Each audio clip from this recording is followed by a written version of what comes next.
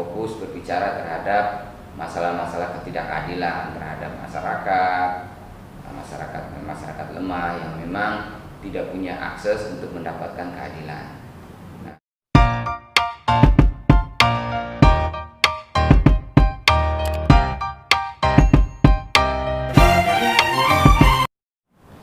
halo sahabat DIR, kembali lagi bersama saya. Kali ini kita akan coba berdiskusi dengan Bung Tony. Nama lengkapnya Antonius Arif, pekerjaan advokat. Beliau ini berasal dari Labuan Bajo, Manggarai Barat, Flores NTT. Bagaimana kabarnya, Bang? baik. Terima kasih banyak, Bang, memberi kesempatan Iya, kami sama-sama. untuk bisa diskusi. Bang, saat ini Abang bekerja di advokat. Apa motivasi Abang dulu mengambil jurusan hukum? Ya, kebetulan dulu saya ngambil fakultas hukum itu bukan karena masukan dari orang, tetapi memang ada niat dari dalam diri untuk masuk fakultas hukum. Nah, pada saat saya ngambil jurusan hukum itu di Untak, kampus Untak Surabaya tahun 2006. Jadi dalam perjalanannya, karena saya mengambil fakultas hukum itu bukan karena dari orang, tapi dari dalam diri sendiri. Akhirnya dalam perkuliahan pun saya betul-betul fokus untuk menjalani Proses perkuliahan itu. Bang,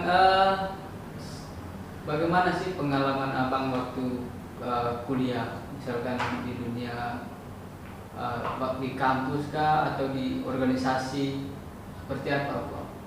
Iya, dulu waktu saya kuliah, selain kuliah saya juga aktif di beberapa organisasi.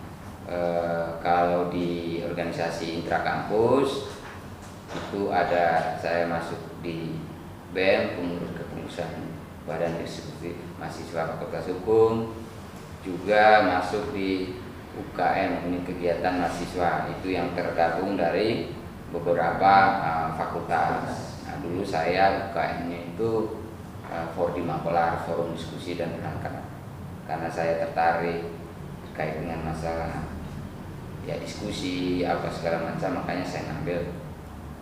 Dan untuk organisasi ekstra kampusnya saya di PMKRI. Itu katanya Abang dulu pernah membela masyarakat kecil atau PKL. Hal apa yang membuat Abang termotivasi untuk membela mereka? Ya, yang pertama memang itu berangkat dari keluarga. Kita diajarkan untuk menghargai orang-orang, baik orang kecil maupun orang besar. Nah, sudah itu di dalam organisasi juga, apalagi PMKRI ya. Jadi mereka lebih fokus berbicara terhadap masalah-masalah ketidakadilan terhadap masyarakat lemah yang memang tidak punya akses untuk mendapatkan keadilan. Nah, karena di PMKRI kita sering berdiskusi soal itu, akhirnya motivasi untuk melakukan advokasi terhadap masyarakat sekitar sangat tinggi, karena memang lingkungannya juga mendukung. Karena di organisasi ya kita selalu berdiskusi tentang itu, sehingga motivasi itu akan selalu. Bang, apa yang membedakan antara mahasiswa yang hanya ke kampus dengan mahasiswa yang mengikuti juga organisasi? Tentunya bedanya sangat besar. Kalau kita hanya fokus di perkuliahan, mungkin secara keilmuan kita bagus, tetapi secara karakter atau jiwa-jiwa kepemimpinan kita tidak diasah di dalam perkuliahan ya, dunia kampus itu, terutama perkuliahan. Tapi kalau kita masuk organisasi, karena di organisasi nanti kita dilatih untuk melatih diri jadi pemimpin. Ketika kita jadi ketua panitia kan berarti kita punya kesempatan untuk melatih diri jadi pemimpin, mengorganisir orang. Tapi kalau kita tidak masuk dalam organisasi, berarti kita tidak punya kesempatan untuk melatih diri untuk menjadi pemimpin. Nah, itu bedanya. Yang kedua, ketika kita masuk organisasi, kita mempunyai begitu banyak teman, baik dari organisasi teman-teman di organisasi itu sendiri maupun organisasi-organisasi lain atau organisasi-organisasi aliansi, organisasi aliansi ekstra kampus ya seperti HMI, sehingga kita mempunyai banyak teman. Dan ini saya rasakan sekarang ini, contoh kecil ya, karena dulu saya masuk di PMKRI, kebetulan ada alumni PMKRI senior juga membutuhkan bantuan hukum, dan saya belum pernah ketemu sama beliau.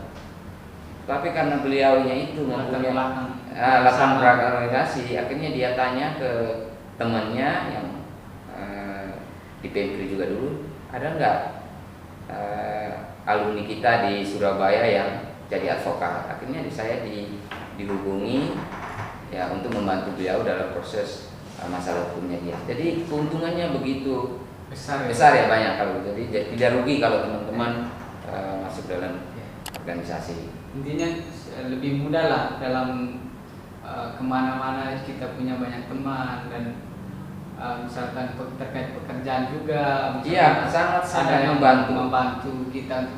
Mungkin saat ini teman-teman mahasiswa tidak merasakan ya, tetapi ketika nanti teman-teman berada di dunia nyata, dunia kerja, apalagi pekerjaan terkait pengacara atau advokat seperti kami ini, pertemanan dan jaringan itu sangat dibutuhkan.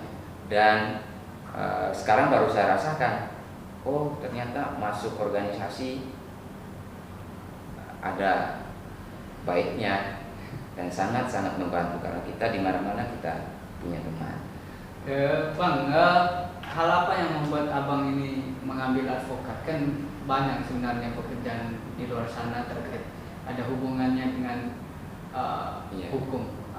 Hal motivasi apa yang membuat abang mengambil ini?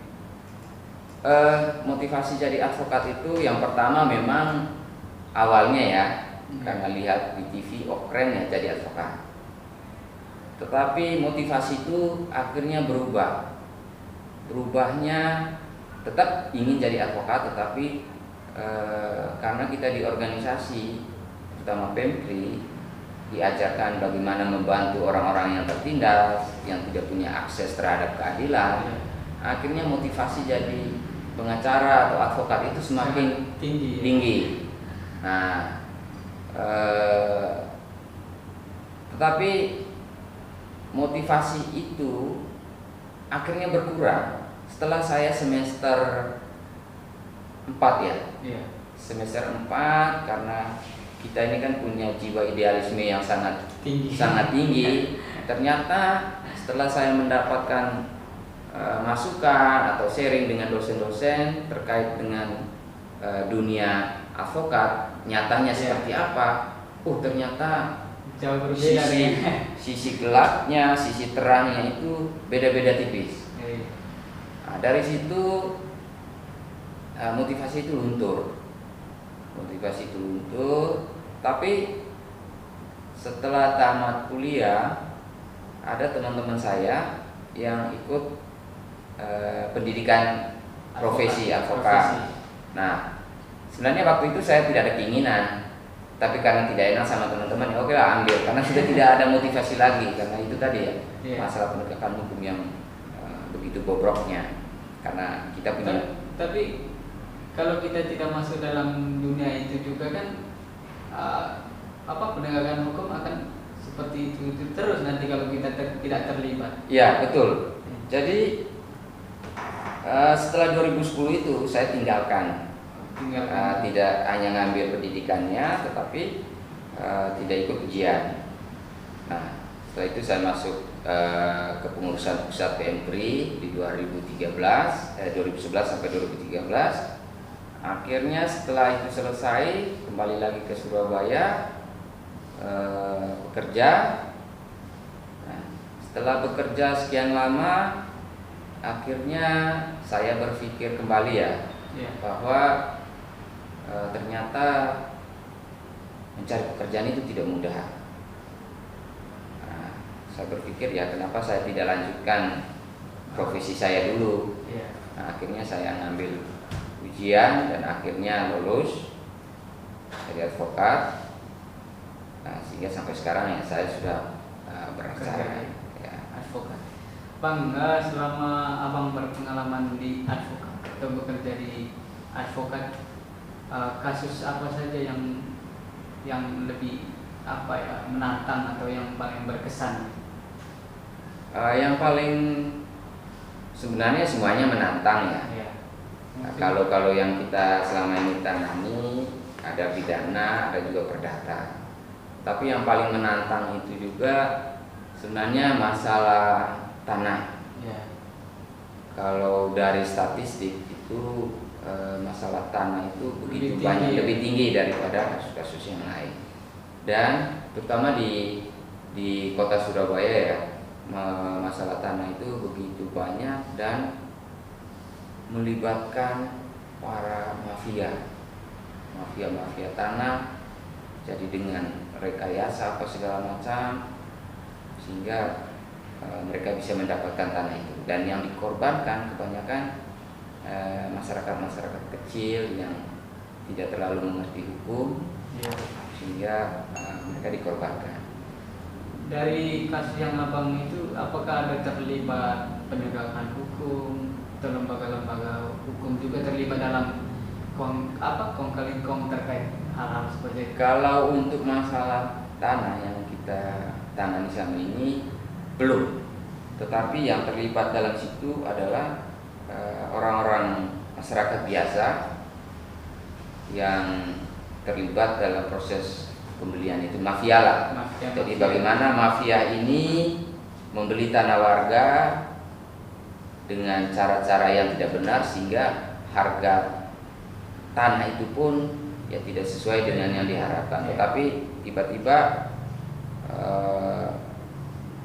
si pemilik tanah ini tiba-tiba semacam tergerak hatinya untuk lakukan proses jual beli, tetapi dia tidak menyadari bahwa ada di sana penuh dengan rekayasa, bahkan harga tanahnya tidak sesuai yang sewajarnya sebenarnya. Bang, ini kan kita kan mau menyambut 75 tahun bangsa Indonesia. Dari kacamata abang melihat hukum di Indonesia, apakah sudah bagus atau belum? Kalau saya lihatnya kita objektif saja bahwa penegakan hukum di Indonesia ini memang ada tren positif, ada peningkatan dari sebelumnya. Tetapi bukan berarti sekarang ini penegakan hukum di Indonesia ini sudah bagus. Tidak. Jadi masih banyak hal-hal yang perlu kita perbaiki.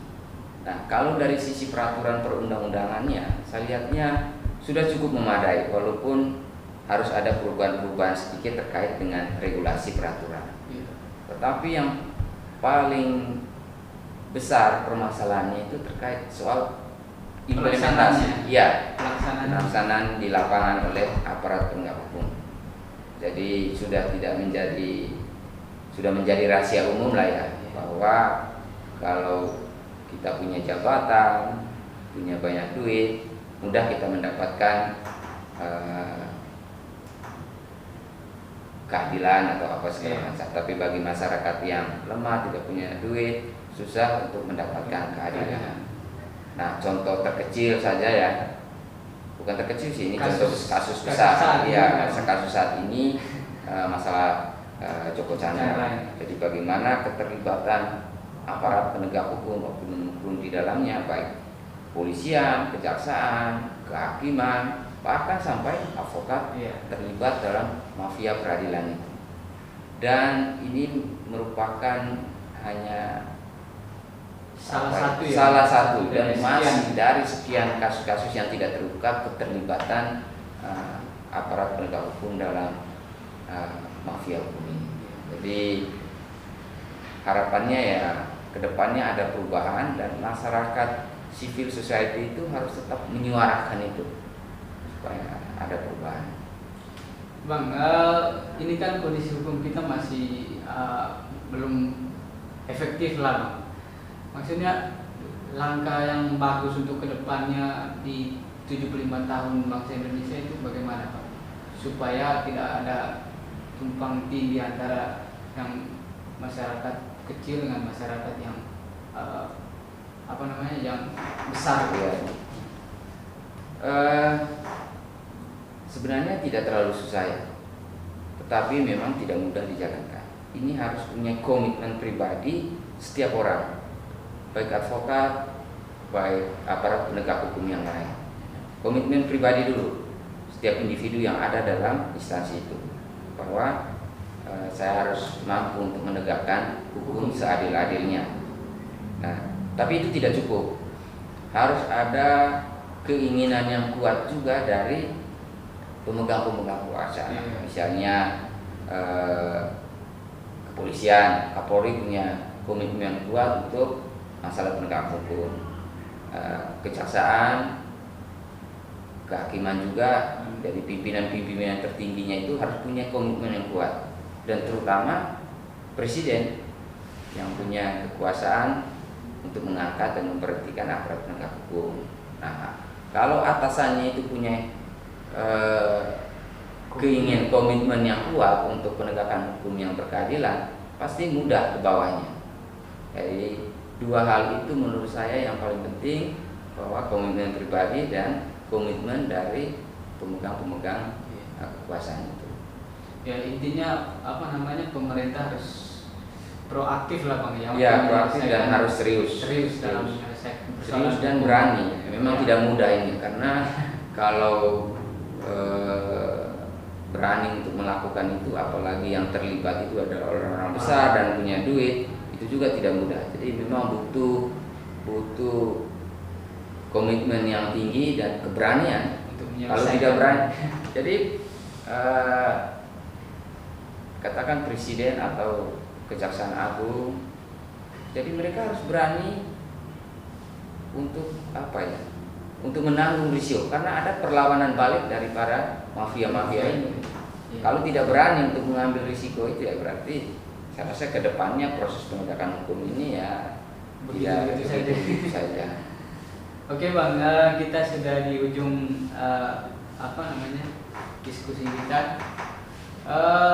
Mungkin ada pesan buat mahasiswa yang saat ini kan kondisi mahasiswa kita ketahui bersama lah bagaimana beda jauh dengan mahasiswa dulu dengan sekarang. Mungkin ada pesan buat mahasiswa. Iya, pesan saya buat teman-teman mahasiswa, baik yang dari Manggarai maupun mahasiswa Indonesia pada umumnya, yang pertama, perkuliahan itu harus menjadi nomor satu kan, harus fokus. Tetapi bukan berarti kita hanya fokus di perkuliahan, kita juga butuh organisasi. Kenapa? Karena di organisasi nanti kita akan ditempa untuk melatih diri untuk jadi seorang pemimpin, apa segala macam. Nah, kalau kita tidak seimbang, maka salah satunya nanti akan dikorbankan. Jadi harapannya antara kuliah dan berorganisasi itu dua-duanya sejalan. Karena kebanyakan juga teman-teman itu karena kasihkan organisasi meninggalkan kuliahnya. Padahal di perkuliahan ini kan di sana kita menimba ilmu secara akademis.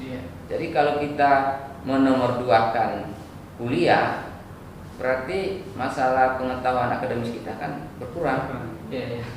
begitu juga organisasi. Nah, jadi harapan saya ya dua-duanya harus seimbang, dan saya rasa kalau itu kita bisa lakukan, begitu banyak manfaatnya ke depan. Dulu waktu kuliah, waktu berorganisasi itu belum terlalu merasakan dampak apa sih manfaatnya organisasi. Tapi setelah saya bekerja sebagai advokat, akhirnya baru saya rasakan, oh ternyata manfaatnya seperti ini. Yang pertama, karena kita di organisasi sudah terbiasa berdiskusi dengan teman-teman mahasiswa maupun orang-orang pejabat-pejabat atau segala macam, akhirnya ketika saya berhadapan dengan klien juga, saya sudah terbiasa, artinya tidak ada rasa kaku dan lain sebagainya. Sudah itu, keuntungan yang kedua adalah kita mempunyai banyak teman, jaringan untuk kerja. Apalagi profesi advokat ini kan butuh pertemanan, jaringan yang luas. Contoh kecil ya, contoh kasusnya, manfaat dari organisasi tadi itu ya. Saya mendapatkan satu kasus itu gara-gara dia adalah alumni PMKRI, tetapi saya belum pernah ketemu langsung dengan beliaunya itu semenjak bergabung di PMKRI. Iya, jadi dia angkatan di atas saya beberapa tahun gitu, tapi di Medan ya, cabang Medan dulu ya. Nah, kebetulan dia punya teman di Jakarta, kenal dengan saya. Jadi dia tanyakan temannya di Jakarta, ada nggak adik-adik kita yang di Surabaya yang jadi advokat, saya ada masalah hukum. Akhirnya saya direkomendasikan oleh abang yang di Jakarta itu ke dia. Sehingga dia hubungin saya untuk membantu dia dalam proses penyelesaian masalah hukumnya dia. Jadi keuntungannya seperti itu. Dan sampai sekarang pun saya belum pernah ketemu dengan beliau, tapi untuk kasusnya ya sedang berjalan sekarang ini. Oke Bang, terima kasih banyak atas kesempatannya, atas waktu bincang-bincangnya. Mungkin kita akan bisa bincang-bincang lagi di lain kesempatan ya Bang. Ya, terima kasih. Saya juga mengucapkan terima kasih ke teman-teman. Semoga channel Yonas Rananya itu mendapatkan subscribe yang banyak. Oke Bang, terima kasih banyak. Oke, kita berada di ujung acara diskusi kali ini. Kita akan bertemu lagi di lain kesempatan.